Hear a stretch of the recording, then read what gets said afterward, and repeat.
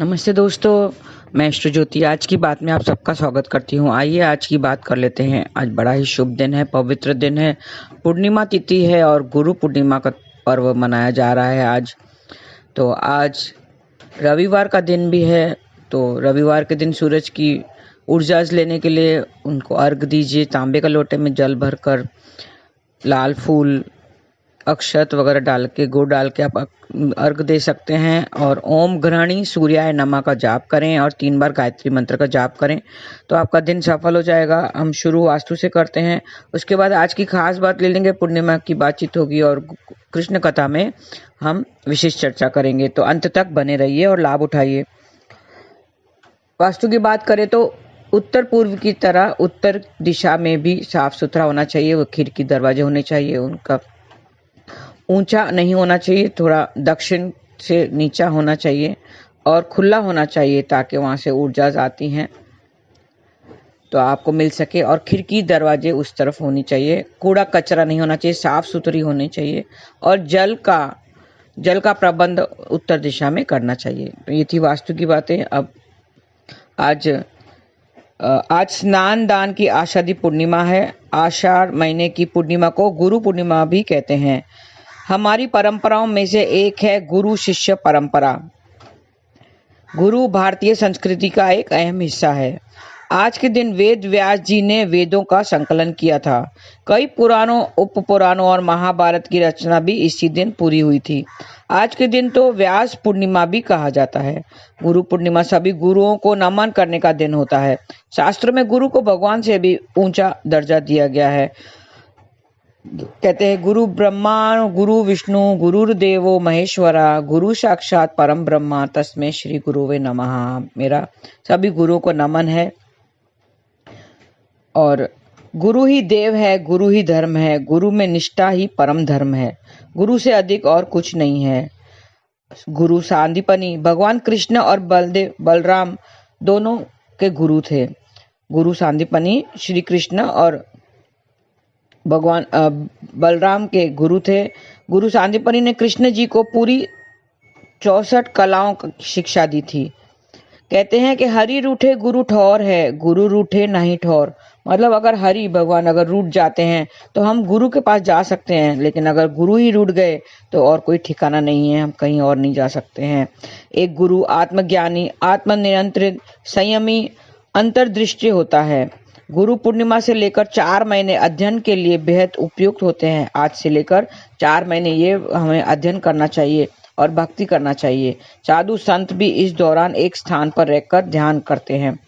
आज गुरुओं को प्रणाम करें, आशीर्वाद लें, कुछ भेंट करें। आज रात 12:15 तक सर्वासिद्धि योग रहेगा। सर्वासिद्धि योग के दौरान नया कारोबार शुरू करना, शिक्षा ग्रहण करना, नई नौकरी पर जाना, गृह कार्य, सब शुभ माना जाता है। आज योग भी अच्छा है, तिथि भी अच्छी है। और आज रात 12:14 तक उत्तरा आषाढ़ नक्षत्र रहेगा। उत्तरा आषाढ़ नक्षत्र के देवता विश्वदेव हैं। विश्वदेव के में 10 देवताओं के नाम शामिल होते हैं।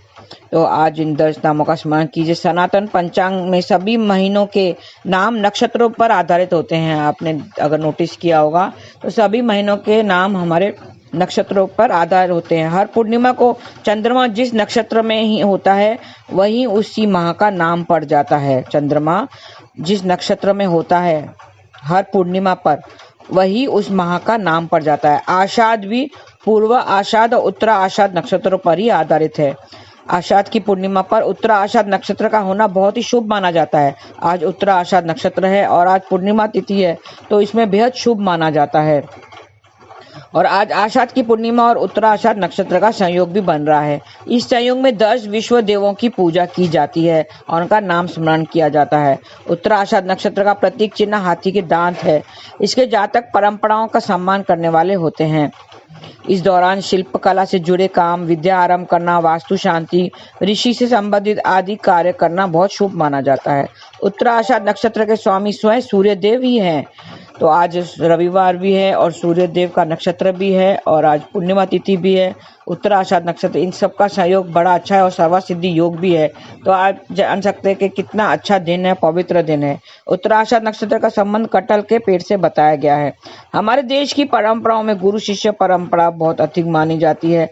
प्राचीन काल से भारत महान गुरुओं और शिष्यों के जन्मस्थली रहा है। गुरु भारतीय संस्कृति का एक अहम हिस्सा माना गया है।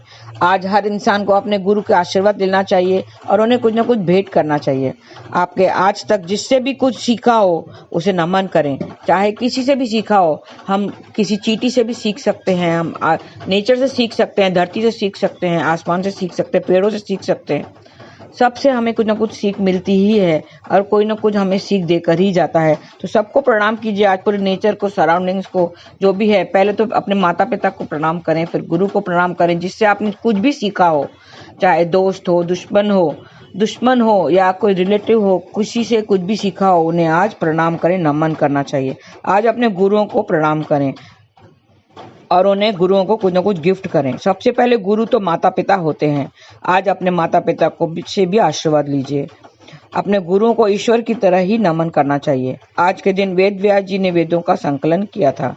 कई पुराणों, उपपुराणों और महाभारत की रचना भी आज ही के दिन हुई थी। इसके लिए इसे व्यास पूर्णिमा भी कहा जाता है। गुरु पूर्णिमा सभी गुरुओं को नमन करने का दिन होता है। इसमें गुरुओं को भगवान का दर्जा दिया गया है। भगवान को ब्रह्मा, भगवान को विष्णु और महेश कहा गया है। तो आज गुरु मंदिरों में विशेष पूजा अर्चना की जाती है। गुरु शिष्य परंपराओं को दर्शाने वाले सांस्कृतिक कार्यक्रम भी होते हैं। आज मंदिरों में जाइए और उत्साह मनाइए। गुरु पूर्णिमा सभी गुरुओं को नमन करने का दिन होता है।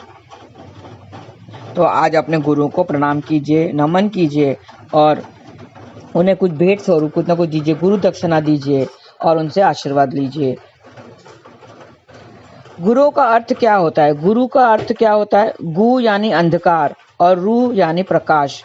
गुरु मतलब हमें जो अंधकार से निकालकर प्रकाश की ओर ले जाता है उसे गुरु कहते हैं। हमें पापों की जगत से निकालकर भक्ति की दुनिया में ले जाने वाले गुरु ही होते हैं। गुरु का संग बहुत जरूरी होता है। हमारे जीवन में गुरु की वाणी का संग करना बहुत जरूरी है।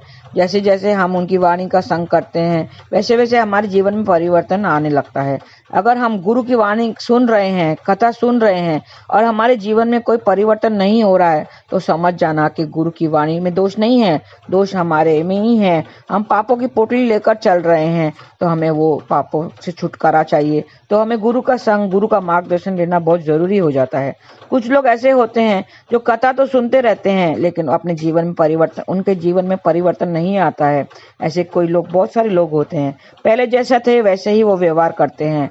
अगर हम करेला देखा है, वो करेले की तरह होते हैं। करेला अगर साधु के संग भी रहे और साधु तीर्थ करता रहे और करेला उसके संग भी रहे ना, तो पहले उसके संग करने से पहले भी वो कड़वा होता है और उसके संग करने के बाद, उसका साथ रहने के बाद भी वो कड़वा ही रहता है, उसमें कोई बदलाव नहीं आता है। उसी तरह कई लोग ऐसे होते हैं जिसमें उसका संग, गुरु का संग करने से भी कोई बदलाव नहीं आता है। तो उसको ये जरूरी हो जाता है कि उनके वाणी का संग करें, वाणी का संग करते रहें और थोड़ा इंतजार करें। उनको सतत उनके वाणी का संग करना चाहिए तो बदलाव जरूर आएगा।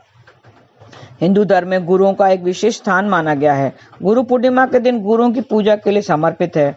ऐसा कहा जाता है कि गुरु अपने ज्ञान से दुनिया के अंधकार को दूर करते हैं, साथ ही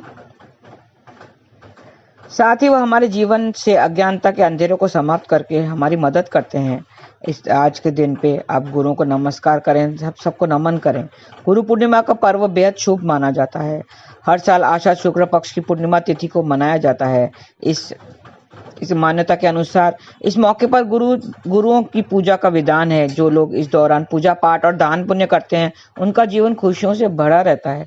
इसके साथ ही घर की दरिद्रता और रोग दोष का नाश होता है। अगर आप चाहते हैं कि आपका यह दिन मंगलकारी सिद्ध हो तो धार्मिक कार्यों से जुड़े रहें। इसके अलावा सभी पूजन नियमों का पालन करें और कुछ दान पुण्य करने से आपको आज शुभ फल मिलते हैं। गुरु पूर्णिमा पर जल से भरा मिट्टी का घड़ा, अनाज, फल, वस्त्र, सफेद चीजों का दान करने का खास महत्व है। इस दौरान दान पुण्य करने से जीवन में शुभता आती है, घर की आर्थिक मुश्किलें समाप्त होती हैं। इसके अलावा सभी कार्यों में सफलता प्राप्त होती है। ऐसा माना जाता है कि पूर्णिमा तिथि पर दान पुण्य के साथ हवन पूजन भी जरूरी होता है। तो आज कीजिए, आज गुरु को नमन कीजिए, सब गुरु को नमन कीजिए और उनसे आशीर्वाद लीजिए और उनको कुछ न कुछ भेंट स्वरूप गुरु दक्षिणा के रूप में कुछ न कुछ भेंट दीजिए और नाम जाप करते रहिए ताकि कृष्णा ईश्वर हमारे साथ रहे। गुरु ही है जो हमें भक्ति के मार्ग पर ले जाता है और अंत में मोक्ष दिलाने का काम करता है। तो नाम जाप करते रहिए। हरे कृष्णा कृष्णा कृष्णा हरे हरे, हरे राम राम राम हरे हरे। मैं अपने सारे गुरुओं को, माता पिता को और सारे जिससे भी मैंने कुछ सीखा है, दोस्त हो, दुश्मन हो, चाहे चींटी हो या पहाड़ हो, जिससे भी मैंने कुछ न कुछ सीखा है, जिसने मुझे आज यहीं इस मुकाम पर खड़ा किया है कि मैं दूसरों को कुछ न कुछ सिखा सकूं। तो उसके लिए मैं सब गुरुओं को, मेरे ईश्वर को मैं धन्यवाद करती हूँ। ये ईश्वर की कृपा ही है जो मुझे हमें गुरु का संग मिला है। तो ईश्वर की कृपा ही समझो, गुरु भी नसीब से मिलता है, गुरु भी ईश्वर की कृपा से ही मिलता है। तो उन्हें धन्यवाद कृष्णा, थैंक यू कृष्णा करते रहिए। आज का दिन सफल हो। हरे कृष्णा।